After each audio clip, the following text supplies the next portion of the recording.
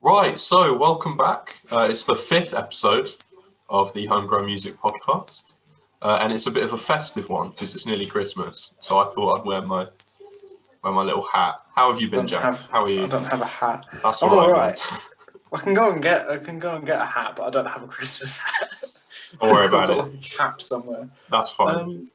Yeah, I've been all right. I've been tired, mainly, but it's a lot of waking up early recently, so Yeah, it's getting up and actually doing stuff. But yeah, been all right. Otherwise, you doing all right? yeah, not too bad. Not too same as you, to be honest. Quite tired.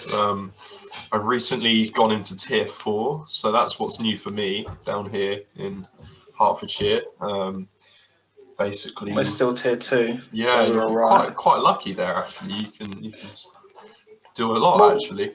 the majority of Yorkshire is in tier 3. But North Yorks is only in tier 2, so we're all Oh. good. I've been hearing Um, about like people doing social distance gigs, like literally in like January, like in different parts of the country. Obviously not anywhere tier um, 4. I know. I think I read somewhere Bears and Trees, which is a ukulele indie group. I think they're doing a social distance thing in May, All right, okay. and they're London based. I wanted to go to Oh it, wow. but it's London based, so Yeah, I mean I've got no. a couple of gig tickets like for next year, but I don't know really if anything's going to go ahead now. It's so uncertain. We've got a No. couple of things Well, in April, I think. um, yeah, I haven't got anything booked, but I've been seeing quite a lot of buskers about. But you need obviously a license for that. But it's quite good to see there's at least something going on, Yeah, um, even though big actual gigs are not going ahead. But yeah, it's an odd time. I do miss going to a gig actually. mm. I don't go to tons, but when I have gone, they've always been really fun. So My family used to go to this one. It's really like a day festival type thing called Folk by the Oak. I can't. It's I think near I've heard of like it. yeah, it's near like is it near St Albans? I can't remember where it is. It's near somewhere. And it's like in a big field, and like you get people like Seth Lakeman and Kate Rosby and like a few really like quite well known like folky musicians, and it's all folk Yeah, music. So there's a lot of fiddle, a lot of like banjo, like that sort of thing. Like nice. really like country music, like you My know. kind of sound. Yeah, I really like it though. Actually, it's not really Yeah, what I would choose to listen to, like just if I'm on my own. But when I'm there, part of the atmosphere, like people sitting on hay bales and listening to like folk music, it's actually something quite charming about it, and I I really like it. unpopular opinion. I actually do quite like country and folk music. Yeah, I know it's what I think most people say when they don't like country music is the big American red pickup truck, blue yeah, jeans, that kind of stuff. yeah, That's crap. Like, yeah. but the proper stuff, yeah, I actually really like it. Oh The no, I don't think there's anything wrong with it. Yeah, I think it's great. Yeah, I just think it's not my chosen preferred genre. no, fair enough. I think it's certain artists are more accessible, I think, than others. Someone like the Eagles is obviously got quite a blues rock influence on them, so they can go. They're big for reasons because they're accessible to listen to. Um, but yeah, like if you delve deeper, you find more obscure groups and Yeah, well, yeah. just as good, but don't get as much listen because they're not as accessible to people. But yeah, See what I mean? Yeah, no, I think you'd like Folk by the Oak because it's that sort of sound. It's very much sort of yeah, country music. But yeah, like you were saying, it's like British country. So it's not kind of, yeah, American country music quite, stereotypical. That's what we think of when we think of country music and stuff. But yeah, no, it's yeah. good. Yeah. Well, one artist I really like. His name's Richard Thompson. Thompson with a H in it, and Right. I've no idea how you pronounce it. And he's I think he's Irish. Right. He's a folk singer. He's really good. But as I say, he's not, because he's quite country. He's got a bit of rock and stuff in it, but because he's quite country, he doesn't get as much listen and playtime because he's not that accessible. Sure. But Not as yeah, traditional. I once yeah. saw. I don't know if you've heard of. Have you heard of Seth Lakeman? He's I think so. yeah. He like plays the violin. Plays Okay. And I remember seeing them live and just being like, wow, this is like incredible. Because it's like you'd never think that something like, because I mean, you think of folk music and you think, oh, but then you actually go and see it live and it's like foot stomping. It's like actually quite Yes, lively. that's quite what I like about it. It is lively. It's quite, you get an audience with folk music. There's dancing, there's singing and stuff. It is really fun. Yeah. Yeah, for sure. I think that's partly the reason why a lot of people don't like it as much, because a lot of people aren't going to like country gigs. They'll listen to country like set in their room or something, and you don't get that same connection. I think that might be why. It could just be the live factor. Like live music just gets people up and dancing. Yeah, it does do. But yeah, it's been quite good. You were writing something. You told me earlier. What have you been? Yes. What have you been doing? Well, because I don't stop. It's another song, obviously, that I don't think it will go on our second EP, to be honest, because I don't think it musically doesn't fit right. Right. If you know what I mean. And this is what we said ages ago, where it's like you've got to consider how songs go together. This won't fit with anything else. So we'll save it for another time. But it's I spoke ages ago about recycling old material and going back over something you used to have and reworking it. And I found this verse, which I've got half written down here. I've been rewriting the lyrics to make them make more sense. And I was looking at it. I was like, actually, you know what?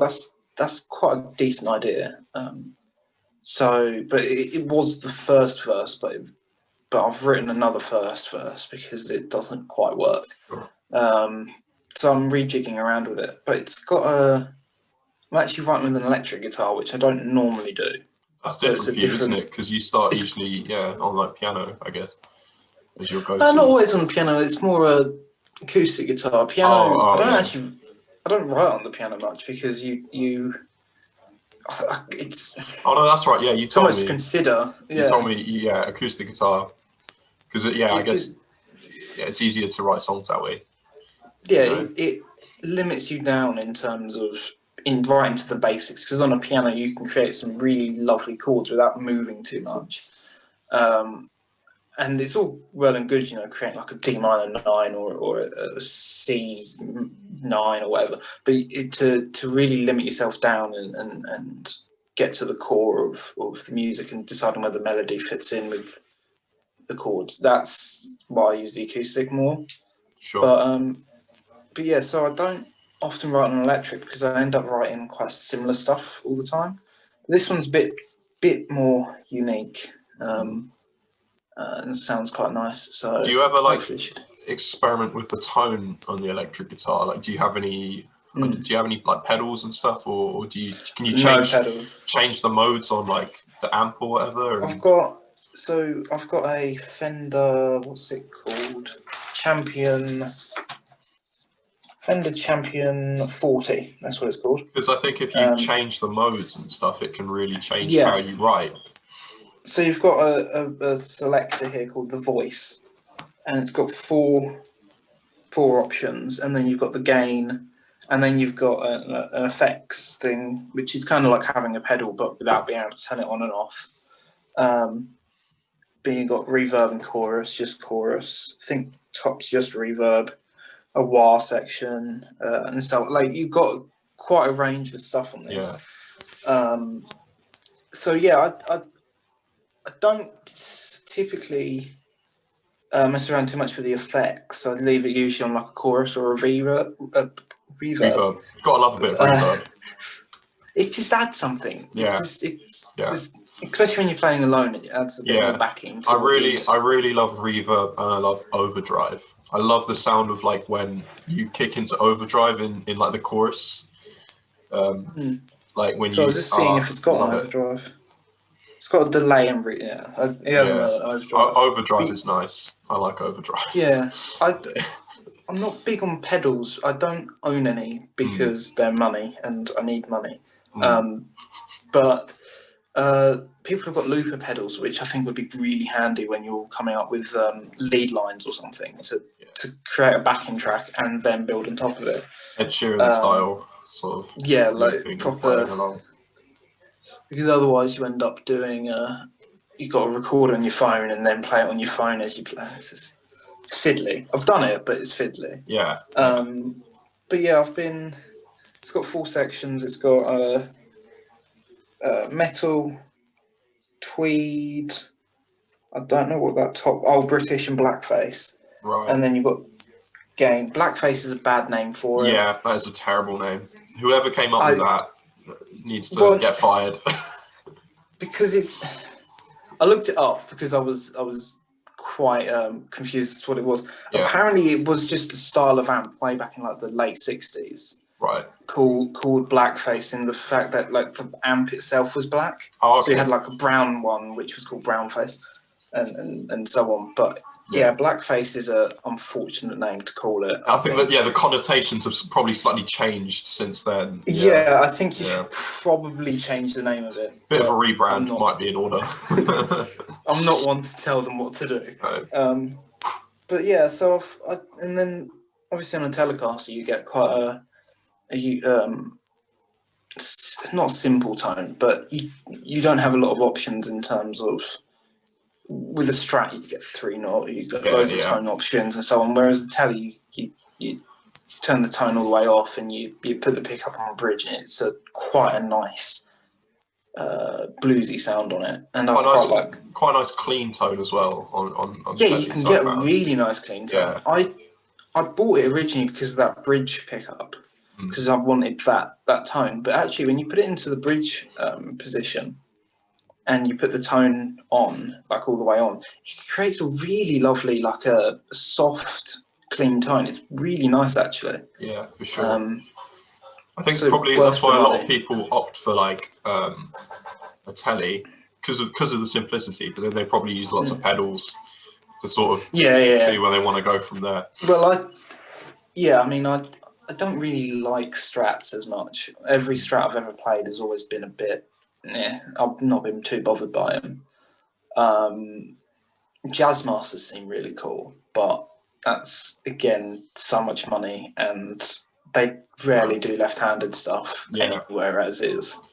The fact that I found a left-handed Tele was pretty decent. I think Teddy in my band has a Jazzmaster. I think he does. Yeah. I think I've seen a picture. Yeah. Someone's got one. I think he's got a Jazzmaster. Yeah, and that thing is just like, I love it. Like, even just looking at it. Like, I mean, I don't play guitar. I appreciate how they sound, and like, I've been around enough now that I can kind of distinguish like what certain things mean. But it's just like also just on an aesthetic level. Just like looking at a guitar, it's just so a classic. It looks so good. That's partly why I opted out of getting a Strat as well, is because the Strat's body, the way it's shaped, looks really nice right-handed, but a left-handed Strat looks really wrong. Does it look? Because of the way the body's like contours to your shape. So the Tele's a flat, just square, not square, but I know what you mean. Less, I love the utilitarian look of a Telecaster, because it is just a chunk of wood, with like all of the. Yeah, you're gonna get it. Yeah, like it's just a nice shape, isn't it? It's just a good shape. Like it's simple. Yeah, it's just and it fits really nice as well, and. I've recently got it cleaned up and actually properly set up and everything. So it's actually sounds really nice and plays really well. Still got a sticker on the back, but yeah, like that shape's really just. It's much nicer, I think, than a Strat. I think the word is like clean, isn't it? It's just clean. It's clear cut. It's classic, I think. It just doesn't. Because I mean, as you get more into electric guitars, and there's like the new stuff like PRS, like they're great guitars, but they look modern, and I don't know why, but I think older guitars, and Fender do it really well, is the older they are, the better they look, I think. In terms of design, I mean, this is from like 2016 or something, so it's not an old guitar, but it's that same shape. Yeah. Whereas, I don't know, I find stuff like, this isn't all PRSs, but some do just look a bit, I don't know, don't appeal to me.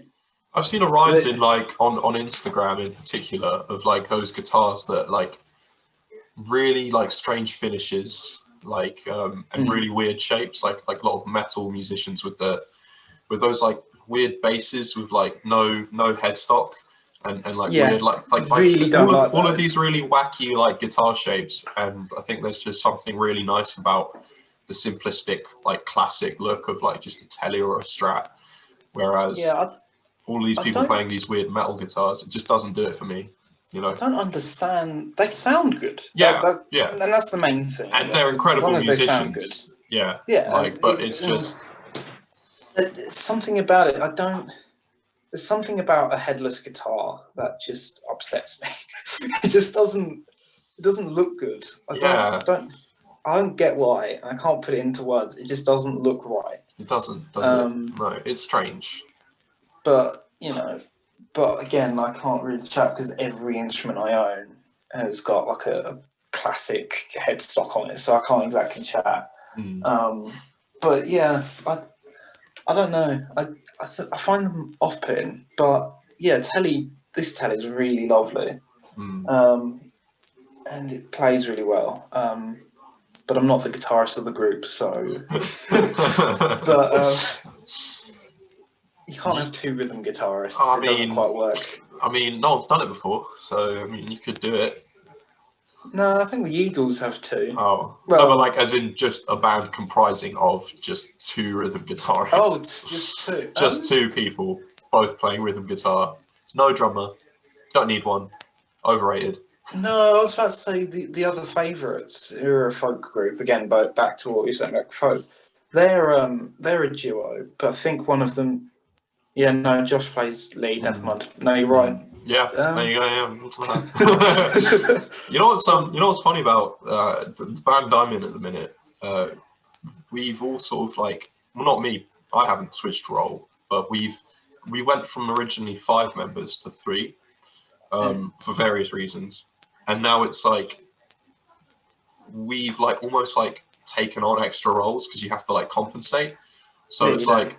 We were like thinking like, oh, you know, maybe I could do backing vocals from behind the kit, like on like the chorus sections or whatever, or you know. And now our lead singer, who used to just sing, now plays bass and sings, almost like a bit of a Sting thing going on, which is pretty cool. And then Teddy, who did play rhythm before, now has to do the job of rhythm and lead, sort of in combination. Joe Walsh style with I kind of like it though. I really like how it's kind of it might be a bit of a challenge live to begin with, but I think in the studio it just kind of works a lot because we can just play whatever parts, you know. But yeah, I mean, just whatever you do. We're quite we're a duo, so it's when we play live, I play bass and Lloyd plays the acoustic guitar, the rhythm guitar. But yeah, when it comes down to recording, the little recording we have done, I've played acoustic guitar on there. I was working on a lead electric line to put over a song before lockdown. Yeah, you've got to compensate for what you're missing. But when we get around to recording again, which will be soon, hopefully. Because we're in tier 2, we can I can actually do stuff. You Not as much. lucky man. But I'm looking for a place to record. But what the plan is I'll just do as much as I can in terms of backing tracks, and then Lloyd can come up and do his stuff. So because otherwise, 200 miles, you've got to coordinate everything. Yeah. So what the idea is I'll do as much as I can, which will be guitars, bass, whatever else needs to be put on places. And then Lloyd can come up, do vocals, can do, if he wants to put a guitar part on or whatever, we can work around that. One thing we do miss is percussion. If you ever need any drums, you can outsource to me. I wouldn't mind. If you're willing to come up 200 miles, yeah. Well, so at the minute, I can't leave my tier zone. I am trapped. I can't even leave my house, really, for exercise. No, I can't leave for exercise, but you can leave to meet one person. Yeah, it's great. I love it. But if for real, if you ever wanted to outsource some percussion, because you know what you can do, like you can do remote recording where like you could record everything else to a click, right, and then just send that guide track to me or whatever, and then I can record it here, and then I mean my recording capabilities are limited to this shotgun mic, but I could at some point I could get in a studio and then do it and send it. Well, that's kind of what we were discussing. I can hear your washing machine, by the way. Oh, sorry. So it sounded like there was something like going to blow up or something. What the hell? It gets crazy loud. I'm sorry about that. Don't worry. I think ours is on as well, so you might hear ours soon. Ambient background noise. Just had to. But yeah, it's that has always been a challenge, was percussion, because Lloyd can play drums and it's not his main thing, but he can do it, and he can keep a beat, and he can play along with stuff. So that's not massively an issue. But yeah, I mean, and I can keep time. I mean, I have to, but yeah, everyone. I can keep time, I'm a believer in everyone can play drums to sound at least decent. If you can play any other instrument and you've got a sense of time, you can play an easy beat. Everyone can. Yeah, I mean, I don't. The thing about drums is coordinating it all and catching yourself in the right place at the right time. When you try and add more than just one, that kind of stuff. Other than that, moving around. And, that's when it gets difficult. But to be fair, I've never actually sat behind a drum kit properly and tried to play, so I can't fully comment as to whether I can properly play or not. But I mean, and I'm sure there'll be a drummer somewhere in North York, so I'd be very surprised if there wasn't a drummer somewhere. I think that it's fairly safe to say there's at least a few drummers. Yeah. But yeah, definitely. I'll once I get recording stuff properly, I might just send it stuff to you anyway, just to see what you think. Oh yeah, I'd love I actually went through my voice memos earlier, and I actually found what I do is I just record like random bits, so it's like 30 seconds, 20 seconds, a minute long like recordings. But I actually found like a full demo version of one of our songs with drums in the background and stuff. I was actually really proud of myself. Totally forgot we had done that. Nice. In terms of the recording, you can't hear the bass whatsoever. The vocals are a bit drowned out because it is literally just iPhone in the corner and live record everything. Yeah. But it was to get a good idea of how the drums works with the song.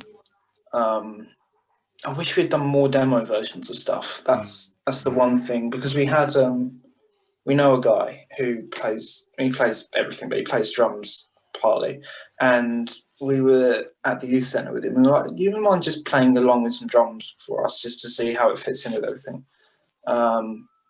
So we got a couple of recordings, one of which is on our Instagram. Please follow. And link in the description. We need to put more content out. Do you guys find that with broken sync is finding Content struggle is the thing as well, because we had a bit of a realization the other day that we'd forgotten the password to our band account, so right we couldn't log in and like change any well, no, actually no, wait, we couldn't. He George, who created it, couldn't give us access to it to just post whenever we wanted, because right he'd forgotten the password to it, so we couldn't log into it. But what we've basically decided to do is, as soon as we are sort of ready to go with like releasing stuff, we're going to just like start a campaign of promotion, and we're going to start a new page, direct everyone to that one instead, with a new name, basically a rebrand, because our old Broken Sync was more of a, we did a lot of covers, and now we've got original stuff. We want to sort of create a whole separate new thing. it. Yeah. Yeah. Because as well, there Fair were enough. more members in Broken Sync, and now there's only 3 of us, so we want to kind of carry on with that in a different vein. But we're still going to keep that sort of Broken Sync account, because it's good for, you know, memories, and it's a record of what you've done, and it's also like, if we ever wanted to don't do, delete it. yeah, for sure. And if we ever wanted to do like a what's the word, like you know, oh man, reunion band Yeah. reunion. If we ever wanted to do like a band reunion with like an ex-member, we could like do that, and like do like sort of a one-off show or whatever, just playing our covers again for like, you know, friends and family or whatever, like a small thing. But Yeah. with That'd be good. with the old crew, some of them, and That'd be yeah, good. it Yeah. would be fun. But I know what you We mean, that the struggle with posting content is like finding content to post, unless you're doing stuff, like especially now, none of us are meeting up to jam, none of us are practicing, like. No, well, we weren't particularly dead on ours. We weren't quite inactive for a bit because of lockdown. Because we every time we play live, we try and record it in some capacity, whether it's on the phone or whatever, just so we have that. Because even if it's not a great show, if we play badly or whatever, it's good to have, to be like, right, that's what we did that time. What can we improve on? It's the best way to improve is just record yourself and listen back and see how you did.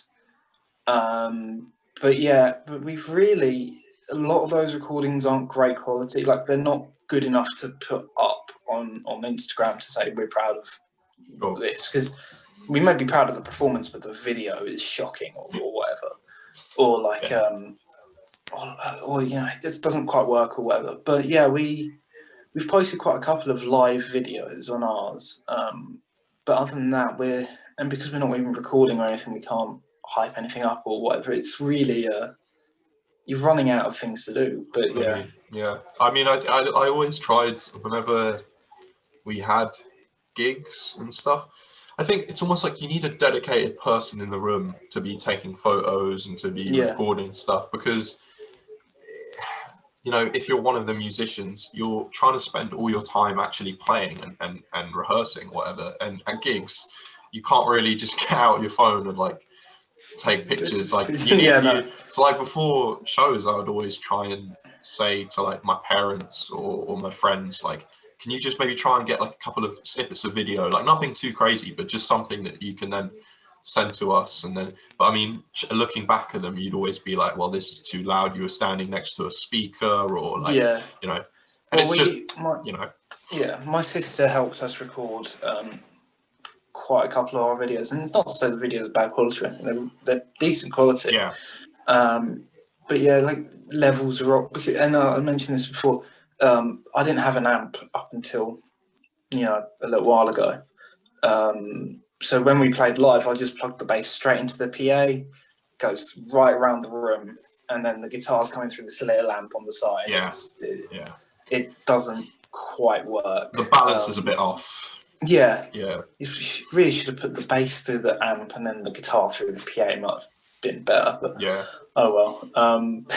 You live and learn. Do you know what? I was listening. I've been actually really like enjoying listening back to the you know, the garden jams that we did. and just like actually listening to it and thinking like, although the sound quality isn't great, you can still tell the levels were actually pretty decent. Like the way we were all arranged and the volumes that we had going on, like I was listening to Ho Hey and everything was like, yep, the vocals are loud enough. They are like, they had to be stand out. The drums aren't too loud, because that's the number one thing in like those sort of just recordings on phones or on cameras and stuff, is the drums are just too loud and they just wash out everything. But like, as I'm saying about that demo I have, like the drums are like in your face while everything else is quiet back. But yeah, I quite like, that's what we were considering before everyone arrived, was right, Oscar can sit right at the back because he's got the drums, he's going to be the loudest, he can go at the back. Aiden's also got a bass, but he's got a big amp, so he can sound quite loud. So we'll put him, you know, towards the back as well. Yeah, I did notice as the day progressed, Sean and Aiden were turning their amps up as it was going. I think that's just a guitarist thing, isn't it? And a bassist thing. Yeah. Well, because I've discovered as playing bass, you know, you'll sit there and you'll play through a song on the bass and go, that's a bit quiet, I'll turn it up a bit. And then you keep playing, turn it up a bit more. And then before you know it, it's like right in your face. Yeah. But, yeah. Oh man, I know so many people who used to do that, and it's just like, as a drummer, you need to learn that how you play determines how loud it is, and you have to be really aware of your dynamics with other people. So I feel like it's not as easy as just turning a knob. It's a conscious decision to like play a little bit harder, and you have to like review the sound of what's going on around you and think, am I playing too loud? Am I playing too quiet? I mean, I was listening to the video, and in Hotel California, I think the drums were good. In Ho Hey, they're a little bit quieter, and that's because I was using brushes.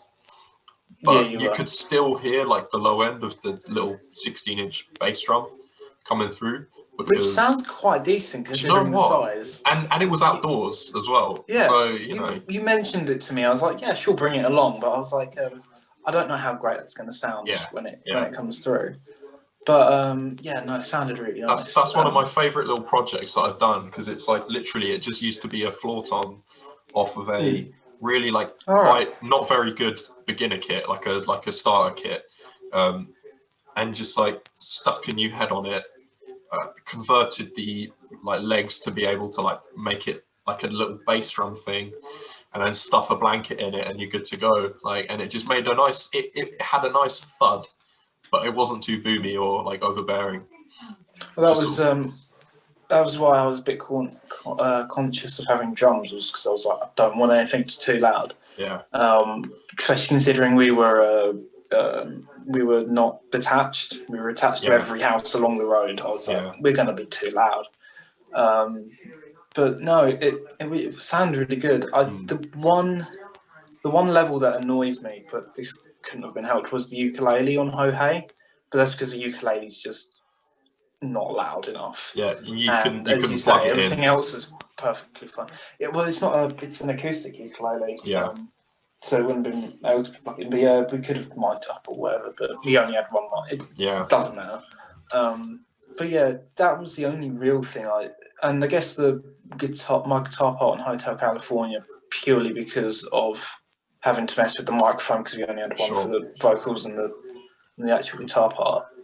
But again, if that had been an acousto-electric where you can plug one in, wouldn't have been a problem. I think though, considering like the gear that we had, it felt really like DIY. Like, let's just put all our resources together, bring whatever you can, and let's just cobble together this little thing, and try our best. And I really love that sort of DIY spirit to it, where it was just like we all rocked up and we all just made it work. Like, well, because it was like, I wish we could do it now, but it's like, you guys could do it. Well, not now.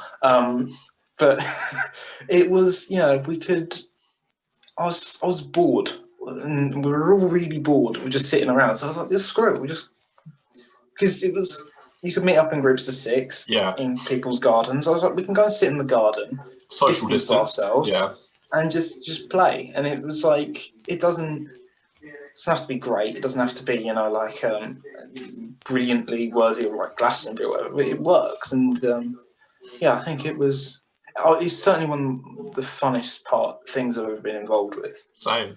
Um, I mean, I've done a few gigs and stuff in like actual venues, not like small venues, but yeah, that was still really like quite a bit. Like I enjoyed that, I think, more than some gigs I've done in yeah, like proper venues, because we were just in your garden. It was a group of mates. It was sunny. It was lovely, and it was like just a happy time, because we'd just come out of that first lockdown, hadn't we? And we were like, yeah, let's do something. Like let's do yeah. some music. I don't think we were fully out of it, but I think we were. I I can't think we remember. were. I think we were. Time's an illusion at this point. I don't know what day is what. I said earlier it was Sunday. It's clearly not a Sunday. But yeah, I think partly why I really like playing live is because of the audience. And I don't know if I mentioned this. The very first performance I ever did musically, I was like shaking, like because I've Yeah. never done it before. And it was that Beatles medley we did. But it was so fun because I think the nerves almost made me play better. Can't word it. It didn't make me play much better. I'd make like a dub note somewhere, but it doesn't massively matter. No. But I think why the garden thing worked really well was because there wasn't a worry about an No. audience. Like we No. didn't have to. We didn't have to consider how an audience was going to react to anything because it was just Yeah. sitting around. It felt carefree, didn't it? It felt like just a group Yeah, of mates jamming together, and like there was smiles on all our faces like the whole way through. Like we were just yeah. loving it. I mean, there's no greater feeling for me than just playing with other musicians. Like I genuinely think that is my favorite thing to do in the world. So Yeah, it's like, because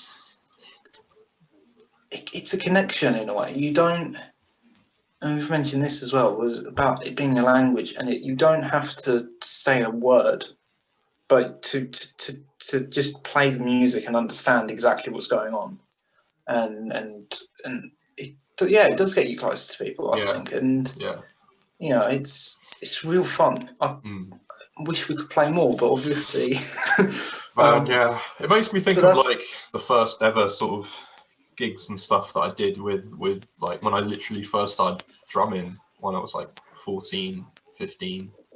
what Like, were they like? oh man, like not very good. The As first you ones can, ever are. yeah, as you can probably like guess, like when you first start playing an instrument, you're not going to be very good. And I remember it was a small group. It was me, a singer, and a guitarist, and so there was very little low end because obviously there's no bass, so it sounded quite No, hollow.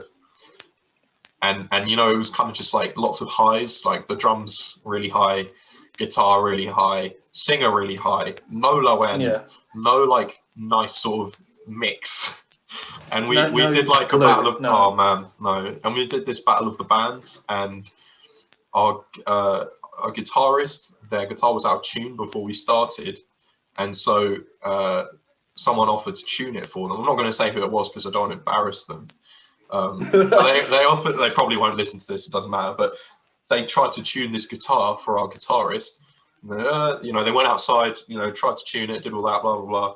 Gave it back to him. I mean, they probably did a good job. It probably just detuned while we were up on stage Yeah, because it wasn't like a great guitar. But he handed it back to him and said, "Yeah, off you go. It's all in tune." And we get up on stage and it is just immediately out of tune. And we're playing like "Do I Want to Know?" And it's like how the guitar is like an essential part of I that. think so. Yeah. Oh right, yeah, Yeah, and it was just yeah. out of tune. It was like that. You can't imagine that riff, but just like really out of tune, really awfully out of I tune. yeah, guitars in tune. That really annoys me. Mm, Luckily, I'm very lucky. My bass stays in tune quite often, so I've never yet had to tune while on stage or getting on stage. yeah, Obviously tune before you start the show properly and stuff. But other than that, I'm yeah, fine. But yeah, I've had when I've played acoustic guitar live, and it just went right out of tune. yeah. Um, It's the worst as and well because you can hear it, yeah, and other people can hear it. yeah, I've I noticed it before we started, so I tuned it right up. But yeah, it's always the G string as well. By the way, Yeah, do you see the memes where it's like, oh, the G yeah, string's always the one? It is because yeah. I don't know why. It just always is on every instrument ever. But Apart from yeah, the drums. you know, on the piano, yeah. But yeah, no, you can't. Uh, G is just it's a good key, but yeah, Yeah. string always goes out. I Oh got man. my Oh no, you go ahead. Sorry. yeah, so I got the telly back, and the low E string was tuned to E flat, like actually like in tune to E flat. It hadn't just detuned. It was like I think it might have done, but it was just perfectly flat. Oh nice. So So they took the time to tune it for you and that sort of thing. well, yeah, but they just tuned one Tuned string it, lower than the tuned rest. it differently. Yeah. But yeah, no, well, it was fixed up a week ago, and that's the one thing about changing strings is it always detunes after you change because it's getting used to the tension. Sure. So I didn't pick him up for like a couple of days. So all that detuning I haven't had to worry about. So like score for me. But Yeah, decent man, decent. but yeah, what were you saying? Sorry. Oh no, I was just gonna say as well, like malfunctions on stage like that, like when an instrument detunes or when oh man, the worst was like we were you know the song I Bet You Look Good on the Dance Floor by Yeah. Arctic Monkey. You know how there's that really nice sort of guitar solo going into it, you know, the da na na na na Yes. na na na na na. Yeah. So our lead guitarist goes into that, and literally as he starts it, his guitar just cuts out, and we're looking around. We're like, "What's going on?" Because the lead hadn't come out of the guitar. We didn't know what was going on. We were like, has someone pulled like a wire? Has someone what's going on? And so we had to Oh. like carry on. I had to like carry on drumming and the bass was just doing the bass line repeatedly until we worked it out, and then we just had to like launch into the verse. But it's like because we all had to like it was one of those moments where we're like, do we keep playing? Like well, we Do have you start? to Yeah. we have to keep playing. But it was like Well, the best part of the song was that cool solo, and yeah, it just cut it I've completely had out. I've had my bass break on me just as we finished the song. So it was one of the early open mics. We just finished 1980s, finished up the bass. Wasn't playing bass for the rest of the night, so I was all good. But I unplugged the bass, and the input jack inside the bass just falls right through. Oh So it no. falls inside the bass Yeah, because yeah, it's a yeah. hollow body. It's rattling around and everything. I've just got this big hole on the bottom now. And I was like, oh crap. And it was only a couple of months old as well. And I was like, oh dear. So that's a That's not pretty very bad good. design flaw, you know. I was like, what's even done? Because the jack was coming a bit loose. But I was like, it was coming loose, but I've had jacks come loose before on other instruments and they just stay in place. But I guess because it was a hollow body, it just fell right through. I was like, oh dear. Not what you want. No. So that my current Hofner bass is actually my second one, not my first one because my first one broke. But I called up Gear for Music. I was like, "Excuse me, my bass is broken." They were like, "Oh, we'll just send you another one." Oh, they gave you a warranty. That's good at least. Yeah. Yeah. Well, because it was only a month or two Yeah. since I got not even two. Yeah, no, about a month and a bit. Yeah. Um, That's just not on, really. It's like, yeah, and I was like, "Oh yikes!" yeah, you And they were deserve like, it. You deserve a refund for that. Yeah. yeah, and they were like, "Oh yeah, yikes!" And they were like, "Do you want another one, or do you want the money back?" I was like, "No, I'll just take another one." And I was like, "If the second one breaks, I'll just buy a different bass." That one's done absolutely fine since. Jack's not even trying to come. I think it I was think just a it's faulty. just a faulty one. Yeah. Yeah, Usually it's just the case. which is really annoying because of course I picked the faulty one over. Classic. And then the other thing was as after I'd ordered it, I was like, wait, hang on, because I gave my name and everything, and the instrument. I was like, it's a left-handed Hofner bass. And then afterwards, I was like, what if they don't send me a left-handed one? Like, what if they just send a right-handed one? We had a show at the end of the month as well, so I was like an open mic at the end of the month. So I was like waiting on this bass, and I was like, what if it's the wrong way round? Yeah, and you have to just relearn the instrument like a I just have to play it yeah. upside down for a minute. Yeah. But they sent it left-handed. It was all good. Oh, that's good. That's good. But yeah, I was not very happy with it being broke, and I didn't want to fiddle with it. I didn't want to, because of a warranty, if I then try and fix it, I didn't want to screw it up and then be like, nah, can't have it back now. So yeah. I mean, at least it didn't happen like during the song. Do you know what I mean? No, like, well, that could have been a lot worse. Because as I was pulling out the jack, but if I had to use the bass again on a different song afterwards, nah, no chance. What would you have done? Well, I just had to stand there, I guess. And clap. Have you seen the video of the kid who's in the American like brass band or whatever, the marching band, and he's got the big cymbals and he goes psh, and the cymbals just break, and he just just like just stands there saluting like. Well, see, but yeah, I mean, I had a piano, so I guess I could have played along on the piano, but I had learnt the song, all the songs I needed to on bass. So if I had to play a song on bass but on piano, would have thrown me. Yeah, but yeah, I did a fun gig where it was in someone's garden. It was like their birthday party, and we were playing for them, and we were very limited gear wise. So we literally we bought like so the person who was arranging to bring the amps and stuff, we bought our own sort of instruments, but there was a drum kit there. It wasn't a very good drum kit, but it was perfectly fine. Possible, like you can play it. If it's got heads, it's fine. But the person who was responsible for bringing along like the other equipment, like the amps, didn't know what we needed, and so they didn't bring enough amps, and so we were running both the bass and the vocals through a bass amp. Yikes! And it was like you know how like Daleks sound, and their voices are like. Dear. That's how our singer sounded, because it was like he was singing through a fan. It was like jig, jig, jig, jig, jig, and it was like, this isn't right. A bass amp's not built for that. No, but I mean, it was still a fun gig. I really enjoyed it because it was just we were just crammed in a little corner of this garden, like on some plywood, like they just put down, like just shove a drum kit in there. Like, but I love those DIY sort of cobbled together small stuff, because it's not perfect, but it's good enough, and it's working around the imperfections of it.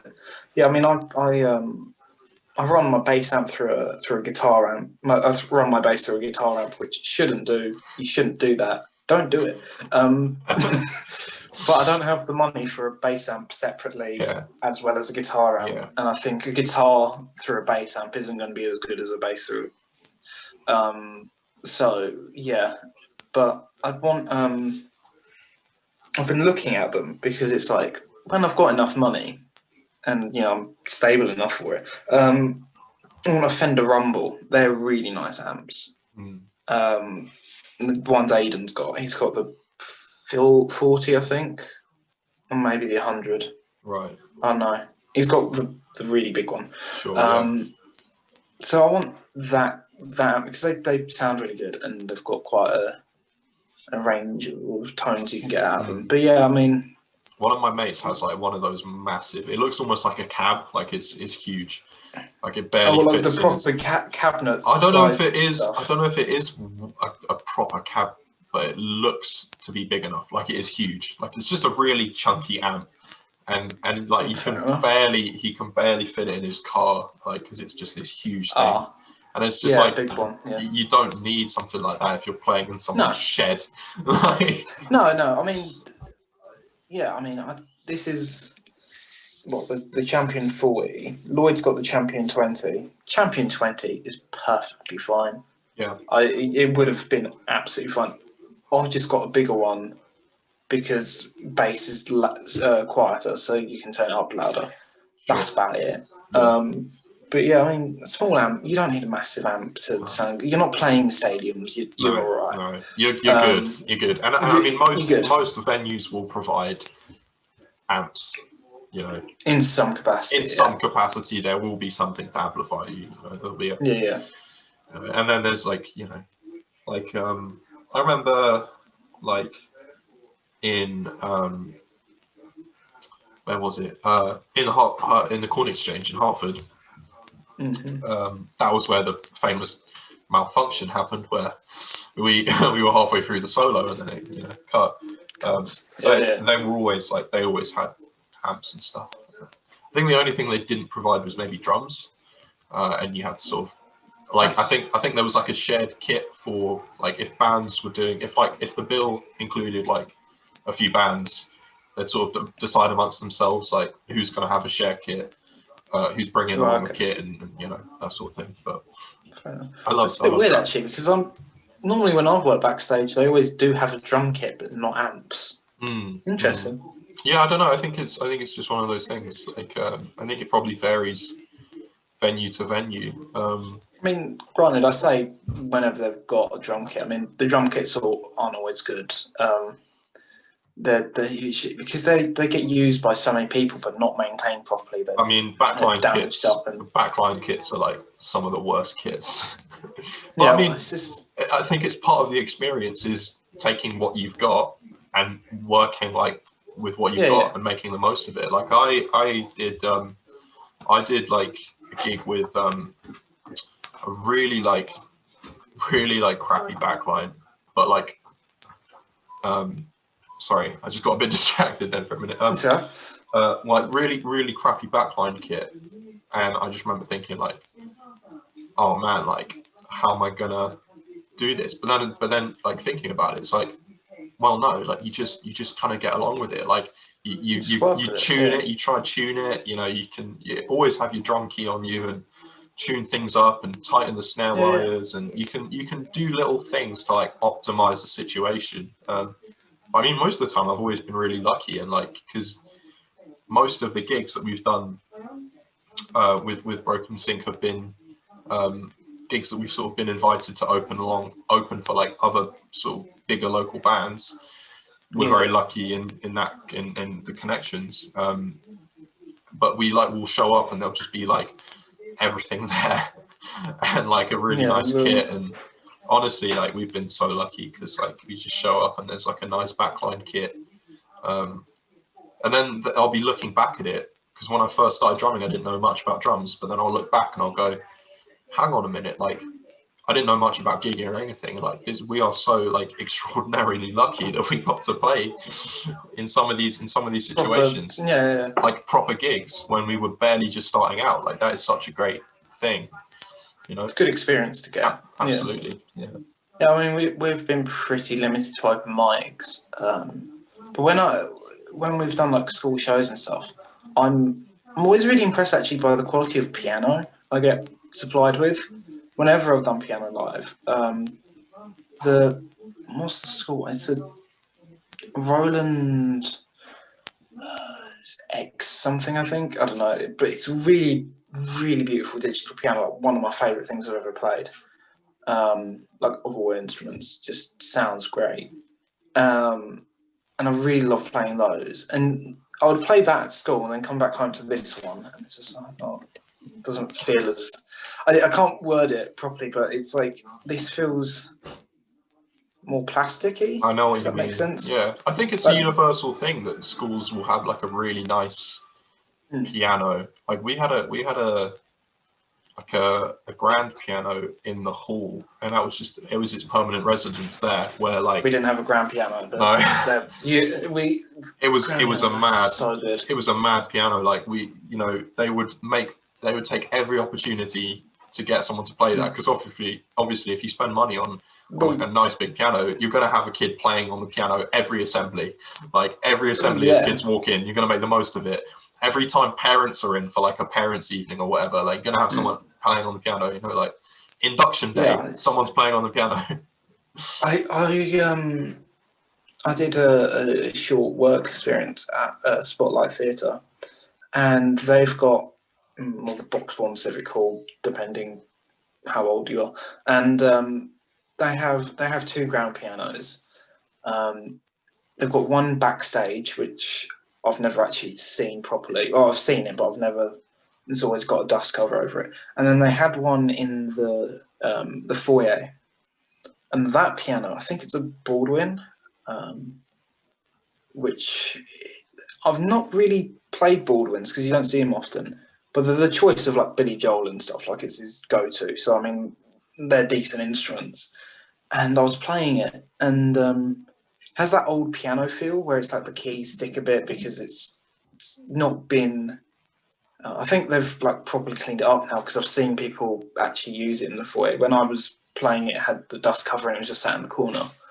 But now it's like center of the back of the room and stuff. Sure. When they redid everything, but the keys stuck a bit, but it sounded so good. Yeah, man. Grand pianos are just They beautiful. are beautiful instruments, man. Like when you lift up that lid as well, you know, you just let it Well, go. I know, I because I didn't think I was supposed to be playing it. Right, yeah. I didn't get told off, so I wasn't going to complain. But it had the dust cover on it, so I just lifted the dust cover off the keyboard and played it. Nice. But even with the muffled sound, it's a beautiful instrument. Yeah, they really are. They're a work of art. They just are so nice. If I had the money, I would have one. And space. And space, yeah. And well, space, you can get mini grand pianos. The one thing about acoustic pianos is getting them tuned, because they go out of tune over time. Yeah. I've played a fair share of upright pianos where they're just not tuned properly. For sure. And so your low A is like really low, or your up here, your high keys are just like clicking because it's non-existent. Not tuned properly. Yeah. Because the string is like tuned really thin or whatever, and some acoustic pianos just aren't tuned properly, and to get them tuned, it's like £100 every 6 months or something. It's like, just get a digital one. But I mean, grand pianos are beautiful, and if I had the space and the money, I would own one. Yeah, man. But I mean, this isn't a bad instrument. No, for sure. Not to complain. It works perfectly for what it does, and if we ever needed it for recording, I'd be perfectly happy to use it. It just, I'd like it's broken a bit. I've broken middle C. All right. The touch sensitivity's been knocked off or something, and I've broken this knob here, which you're supposed to be able to like change the metronome times on and stuff. I've knocked it, and it just wobbles around. But it still sounds good, still plays well. So that's the job. No complaining. Yeah.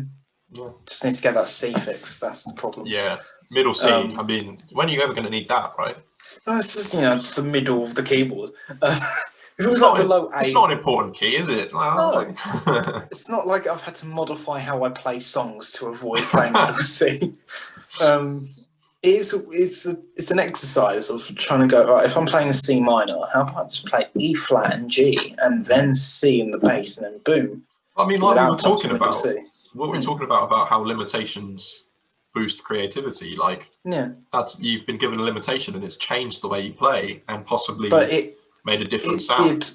It changed how much I played so much that when I arranged my instrumental version of something for the music festival at school, because that song is very in C until it changes key, but it's in C major. So and to play the melody, it's above C major, but to bring in that bass note, I need that middle C.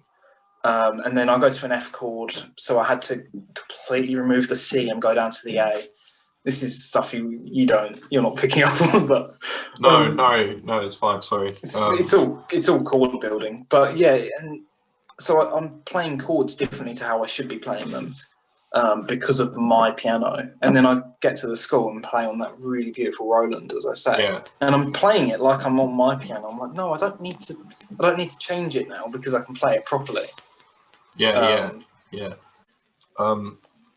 So I don't know, like we're talking about resolutions and stuff, or lack of.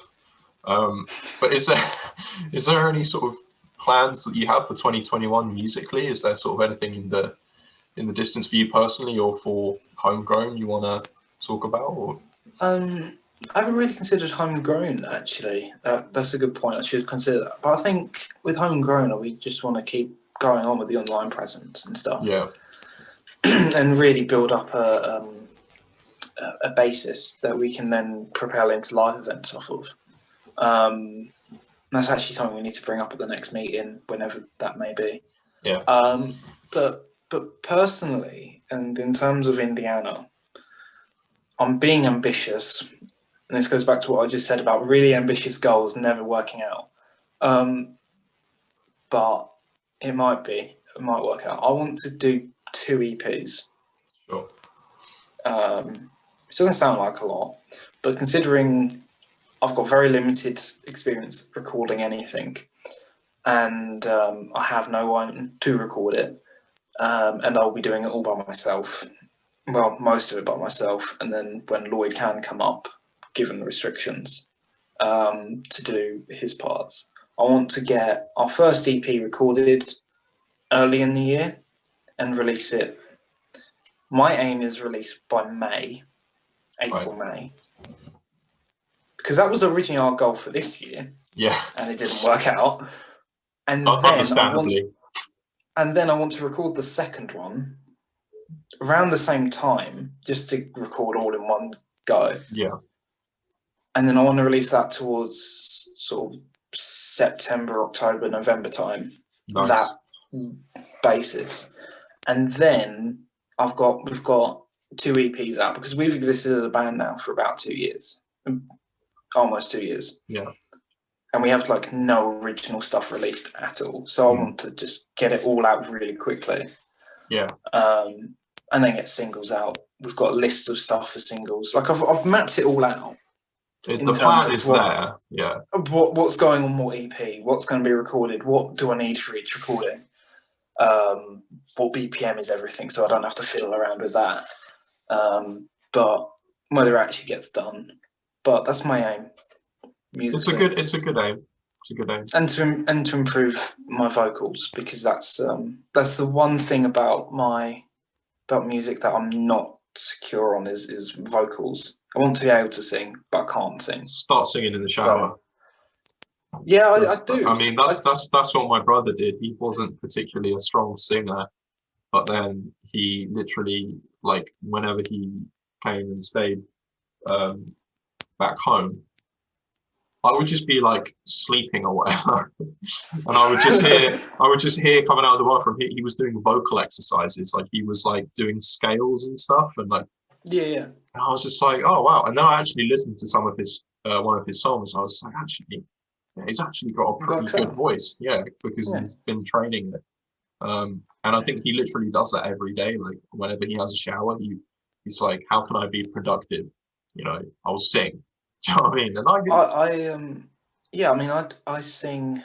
What I'll do is I'll jam on a song. Yeah. It doesn't matter what instrument it is, and I will sing along with it. And it's really good actually for piano as well, because on a piano you can kind of figure out the melody notes. Sure. Whereas on a guitar, it's a bit, you've got to actually practice it. On a piano, I can just figure out the melody as I go. So I can play along the melody and figure it out and sort of try and stick to it.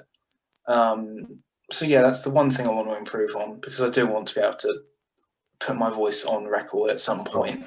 Yeah. But not in the current state. But you know, it's all practice. Yeah. It's all training and practice. And I think I need to do the same as well, because you know, if because with Broken Sync, I want to be able to do some sort of backing vocals, because I think it's really cool when a drummer can do more than just drum and they can actually sing, and that seems like something I should probably think about doing. I've heard, because you posted on Broken Sync. I'm going to double check to make sure I'm saying this correctly. I'll hop on Instagram real quick. I thought you posted on Broken Sync about you singing. Yeah, I think that was on you singing. I think that might have been on my own Instagram. Yeah, I'm just about. It's on one of them. And I actually thought you sounded all right. No, thanks, man. It sounded all right. Yeah, I mean, it was Nirvana, so I was pretty much just yelling the lyrics because it's Nirvana. But yeah, I mean, I listen back on my live recordings. I don't like listening to my voice as is. Right. Yeah. So like listening back on the podcast when you send them to me and to make sure it all works out. Oh no, I hate it. It's really weird. You think it's bad for you editing it? I have to go through and be like, I sound so cringe right now. I'm like, oh, that's a terrible joke. I'm going to cut that out. I'm going to like, you know. But yeah, hearing your own voice is always really weird. But hearing yourself sing especially when you're not the greatest singer as well. Really off-putting and really like destroys your confidence because you're like, I sung "Knocking on Heaven's Door" at an open mic in a pub, and as I was singing it, I was like, oh, that's actually not too bad. And then I listened back on the recording and realised that was the reason I thought I sounded good was because everyone else was singing along with me. And it wasn't actually my voice, but everyone else's. Don't be too hard on yourself, man, because like it's like anything. It's like we all train it and get better at things. Like I mean, you didn't start singing. Do you know what I mean? You've learned lots of other instruments. Yeah, your voice is just another instrument that you haven't learned yet. Properly trained, yeah. That's the way I see it. I'll figure it out. Have you got any like musical goals for next year? Yeah. So I mean, like I spoke about earlier, we want to release an EP. We've recorded like 3 songs that are almost ready. Like obviously we need to master it and we need to perhaps add some more layers, take away some bits or whatever. But like there are some songs I'm listening to and I'm like, yeah, that is very close to completion. Like that is, you could play that for someone now and it would be pretty much done. Like, but we want to release an EP. We want to like promote it on socials. We want to kind of create a bit of a better following on that. Obviously, we want to do gigs if we can. If there's any possibility of gigs, we want to do that. Or maybe put out just videos of us playing. If that's what we can do, if that's the only thing we can do, we'll start a YouTube channel or something, or film some acoustic covers of songs that we've done. Outdoors. Like I like those kind of acoustic-y kind of things. And we also want to try and, once we have stuff done and released, we want to try and get it on Spotify, and that's something we've been talking about is Spotify distributors and how to get on it. So, but yeah, that's sort of the plan is to release music and start it, get the ball rolling. I mean, I find we've been talking about distribution methods. We want to do CDs because I think in terms of investing in it versus what you come out putting stuff on streaming services, I find, especially Spotify, is you don't get a lot of that money back. No, you don't. you make barely anything off of it. I think so. You've got to view it almost as like a social media platform as much as a streaming service. Like you have to just view it as getting yourself out there. Yeah, and I think close to the time we'll talk about putting stuff on Spotify because it's the place I think most people listen to music. Yeah. That and Apple Music as well, I guess, and YouTube. But I think the big 2 are Apple Music and Spotify. So yeah, we want to sort that out, but obviously that's a ways off. But what we have been talking about is CDs. And don't even have to charge too much for a CD. In £3, 6 songs on a CD. I think that's fairly priced. And produce the CDs all by ourselves. So like not put it through a distributor who send it because that's just more cost. Yeah. We've figured out the costs a while back, and actually, if we make the CDs ourselves, I think if we ordered 30 or 50, I can't remember what number it was. If we order a certain number and then produce it all ourselves and say we sell that back we'd actually make some money. Create the sleeve art and make your own sleeves, and I love that. Do you know what I think? There's a lot to be said for like physical copies because I mean with like the resurgence of like vinyl, everyone is obsessed with like getting their physical vinyl because it looks nice and it's nice, it's tactile. People like things that they can feel and hold and pick up. Yeah, I love. You've seen or you at least heard about my massive collection, not massive but decent sized collection of vinyl, and yeah, there's something about them that you hold on. And CDs are similar, but to a lesser extent. But obviously, to produce anything on vinyl is stupid money. Yeah. But yeah, there's something. You listen to something on Spotify and it's fine, and it works for what you do. But there's something about a physical copy of something and being able to hold it in your hand, and you open up the actual record if it's a gatefold, or you find like a lyric sheet with it, or a poster, or something. Yeah. The credits in the bottom, you don't get that on Spotify, No. or anything, because it's just the music. You don't get the.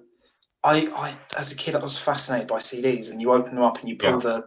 the little booklet out the front. Oh, I love And you the open little it up. booklet with the lyrics in. Yeah. I love that. And the lyrics, it's got the credits of what's Yeah. going on. Certain ones have like pictures. That was the big thing as 5-year-old me. I was like, ooh, pictures. Yeah. But it's so true because it still Yeah. appeals. Like pictures and images and for sure. So as a creative thing, as well as just it's good investment in terms of getting your money back. I think CDs are the way to go, and to produce them ourselves and stuff. Because we haven't got a particular fan base in terms of 30 CDs will not sell out immediately. I'll buy 5. So, oh, thank you. But yeah, like people will buy them, and we can produce them as long as we can get the recordings, like save all our songs on a computer or something, on a hard drive, and then just basically burn that onto a CD. Yeah. Print off all the cover art and get the CD case. The cover art actually is the most expensive part of the process, to get like the booklet and the back of it and all that. And then just put that all together, and then so on. I mean,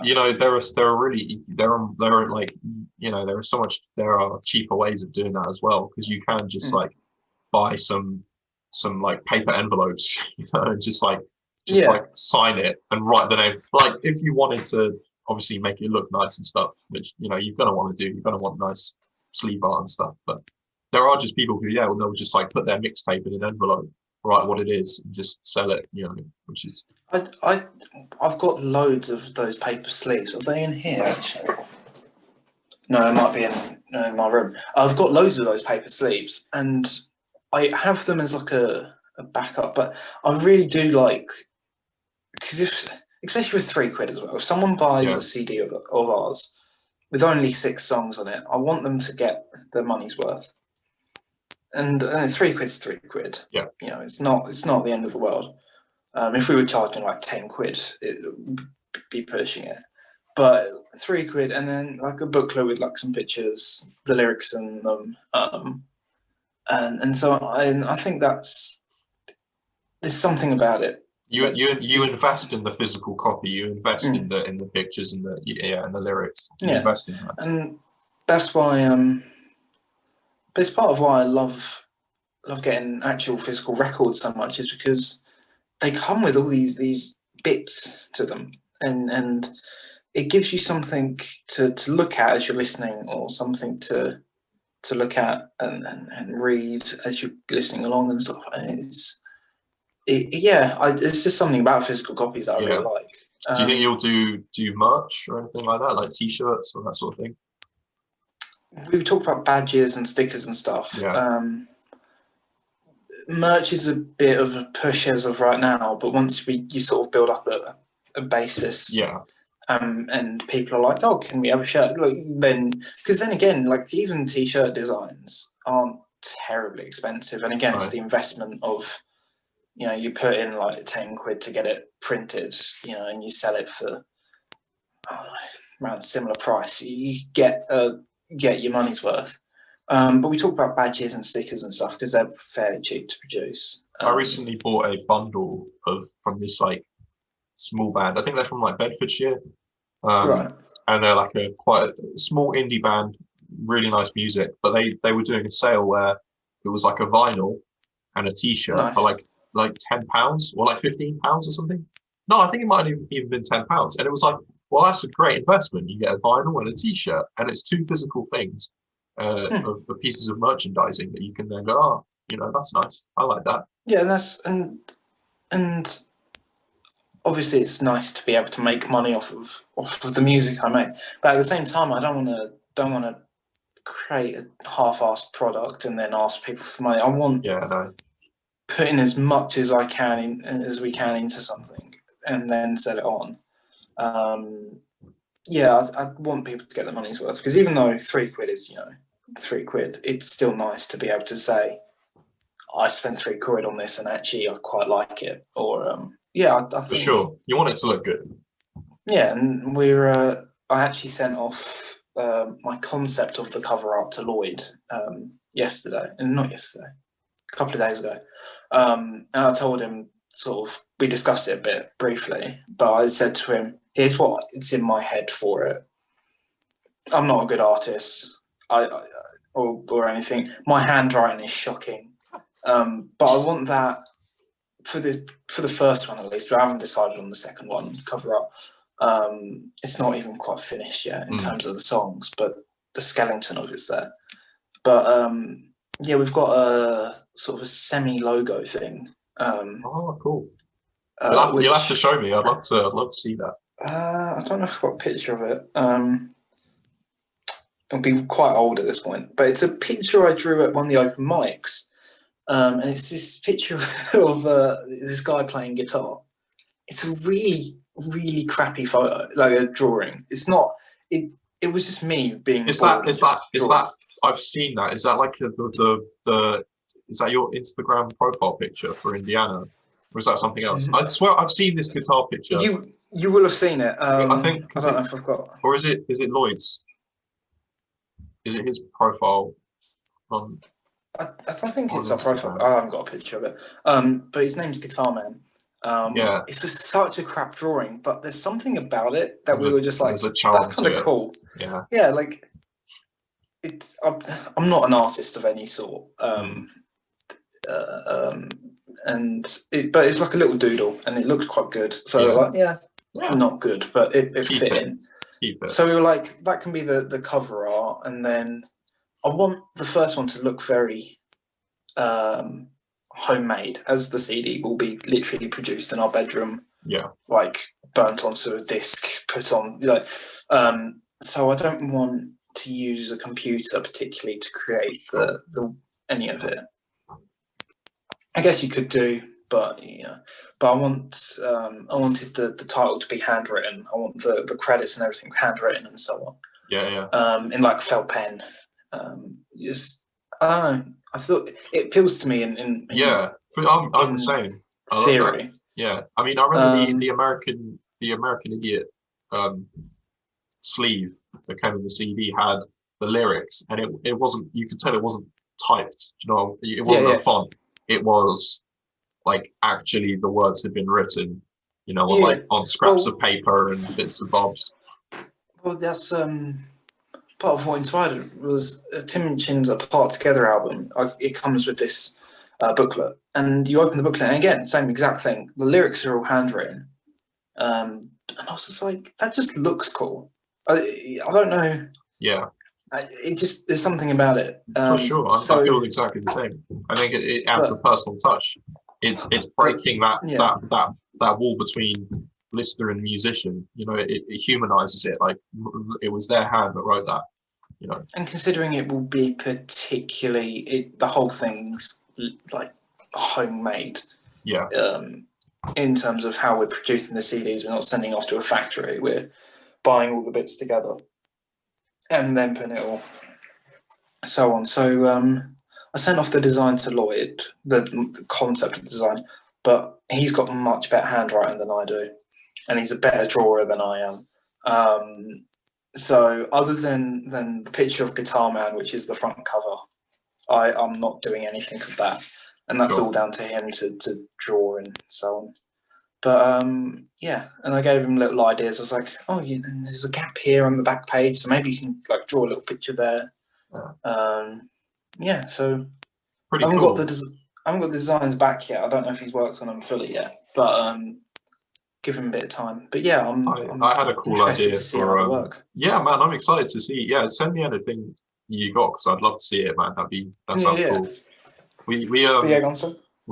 I took a cool picture outside of my window once, in my bedroom, and it was just like it's just a brick wall, but there was a butterfly, like a really nice butterfly, just sitting on the brick Oh, wall just nice. outside my window, and I got this Yeah. nice picture, and I just thought, do you know what? That could be like quite a nice bit of album art. Like you could have, because the way it's framed is the butterfly's like on the far left of the brick wall.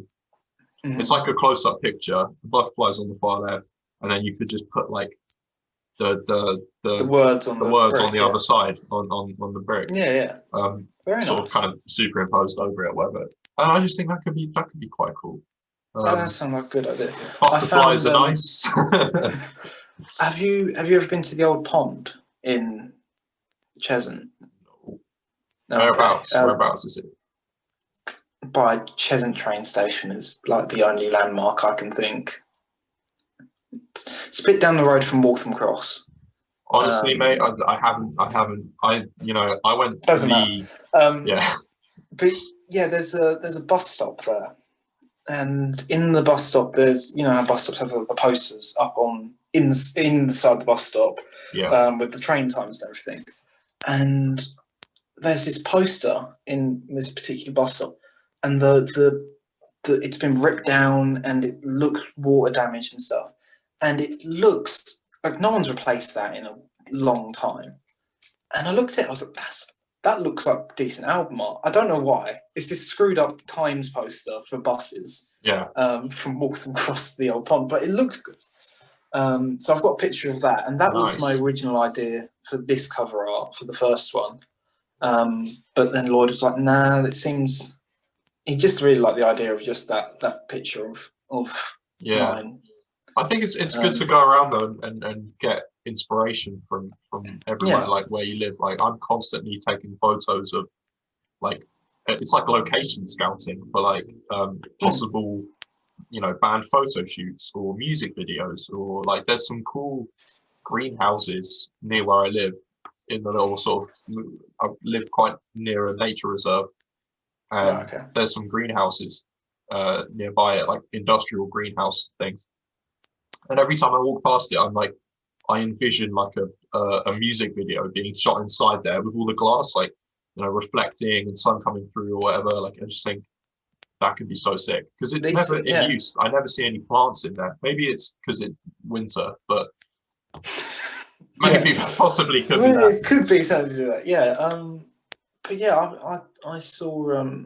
I went out on a walk on Saturday. For the brief time that we were there, and there was this street I saw, and I've been wanting for ages to write a song about a street. I can't fully word it without. I can't explain it properly, but I've been looking for a street to base this off. Yeah. And we walked past this street, and I was just like, "Damn, that looks really that's what I was envisioning." So I got a picture of it on my phone. Yeah. I tagged behind everyone. Everyone would already walked off, and I'm here trying to get a good picture of this street. I know what you mean. Like But locations, are so like it's weird. Like the physical places in our lives inspire so much.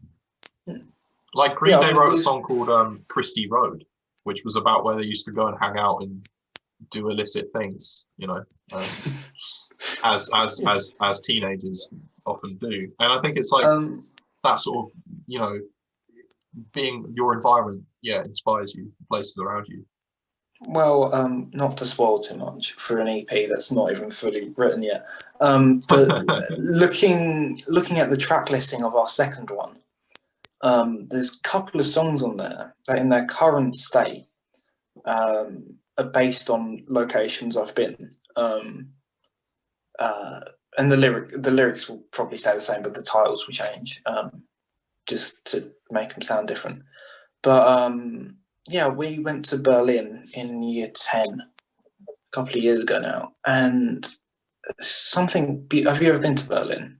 Yeah, once. Yeah, it's a beautiful place, and yeah, something about that just really, really got to me. I was thinking about it a little while ago. I was like, actually, that would. But I didn't want to just write about just Berlin, because otherwise the song would be a bit dull of just here's what happens in Berlin. Yeah. So I've added context around it that Sure. didn't exist at the time, but creative license. Yeah. But yeah, there's that, and then there's another song that I'm writing, also based on the locations I've been. Yeah, so I love there you Berlin, go. man. I love Berlin. Like It's I a went there beautiful city. for a school trip as well. Like Mm.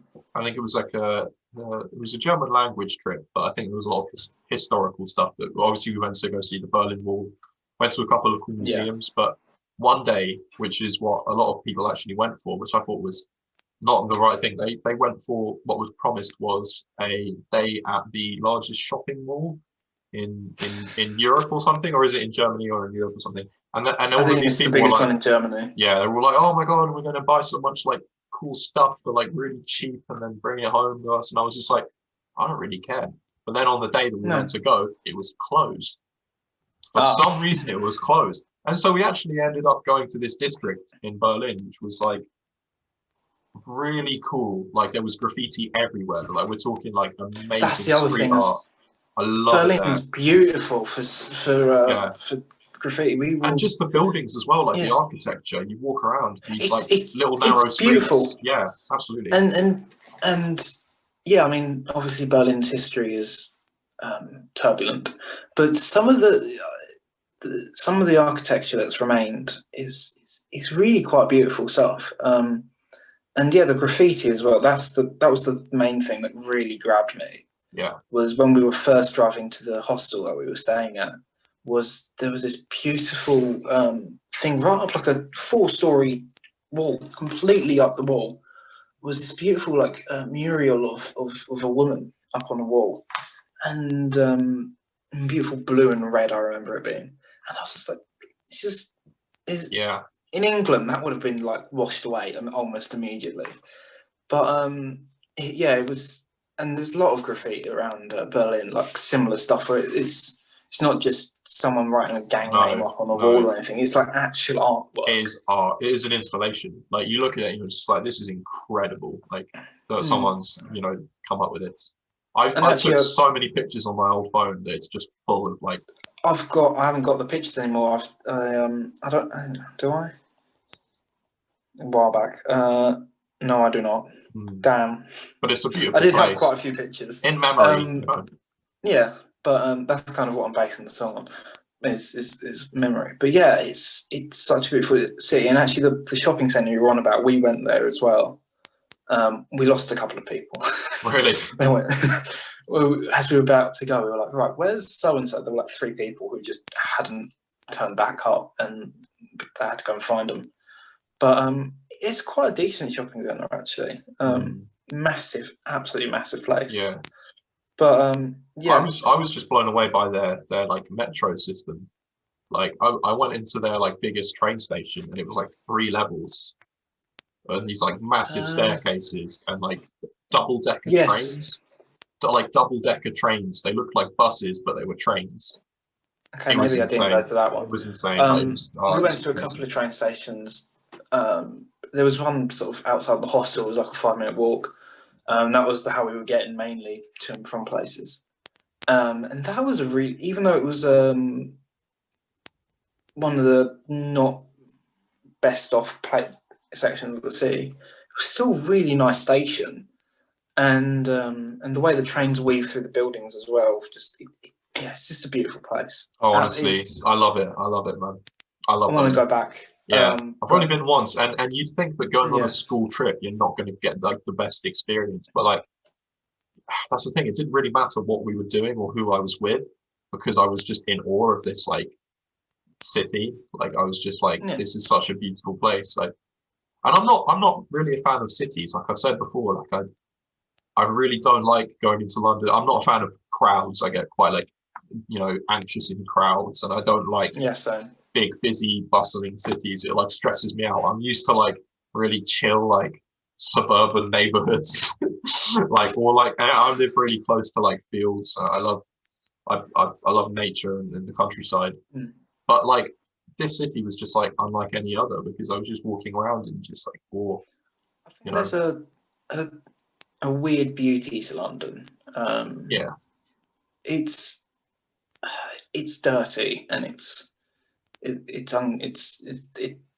not the greatest place. No. But I think, and this is probably because I grew up so around it, there's something just beautiful about it. Yeah, the imperfections of London are sort of make it seem nicer. Camden is a really good place to walk around. Yeah. But again, yeah, I don't like bustling crowds. Don't like big No. streets. No. I don't do great in countryside either. But at least Yeah. there you're not holding your pockets to make sure nothing gets nicked. Yeah. Oh man, I mean, like, I've been to Moscow a fair few times because some of my family, Moscow, Moscow, yeah, nice. some of my family lived there, so Okay. we so, you know, used to go and visit quite a lot. But like I remember Moscow is like it's like London but on crack.